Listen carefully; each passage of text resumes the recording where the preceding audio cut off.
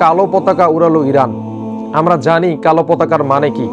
নবী সাল্লাল্লাহু আলাইহি ওয়াসাল্লাম বলেছেন, ইমাম মাহাদির সঙ্গে যোগ দিবে একদল সেনাবাহিনী যারা কালো পতাকাধারী হবে। ইরান কিন্তু এবার কালো পতাকা উড়িয়েছে। এক কথায় হয়তোবা এবার মহাযুদ্ধ পৃথিবীতে লাগবে। আর নবী সাল্লাল্লাহু আলাইহি ওয়াসাল্লাম কিন্তু ইরানের ইস্পাহানের কথা বলেছেন, এখান থেকে 70,000 ইহুদি বের হবে যারা দাজ্জালের সঙ্গে যোগ দিবে। তবে ইরানের মধ্যে আরেকটা জায়গা আছে খোরাসান। এই খোরাসান থেকে একদল বাহিনী বের হবে যারা ইমাম মাহাদির সঙ্গে যোগ দিবে, যাদেরকে পৃথিবীর কোনো শক্তি আটকাতে পারবে না। আল্লাহর সাহায্য তাদের হাতে থাকবে, আল্লাহর সাহায্য তাদের কাছে থাকবে এবং তারা কালো পতাকাধারী হবে। তবে কি ইমাম মাহাদি এসে গেল? তবে কি সেই পারমাণবিক যুদ্ধের সময় এসে গেল?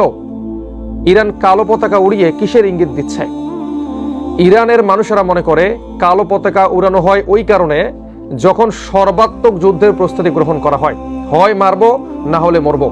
আয়াতুল্লাহ আলী খামিনি যেই দিনে মারা গেছে সেই দিনই তাদের সব থেকে বড় মসজিদের মেম্বারে কিন্তু তারা কালো পতাকা উড়িয়েছে। এক কথায় তারা সর্বাত্মক যুদ্ধের জন্য প্রস্তুতি গ্রহণ করেছে, হয় থাকবো না হয় মারবো, দুইটার একটা। তো কালো পতাকা অবশ্যই কাফের মুশরিকদের কাছে ভয়ঙ্কর, কেননা তারা নবী সাল্লাল্লাহু আলাইহি ওয়াসাল্লামের ভবিষ্যৎবাণীগুলো পড়েছে।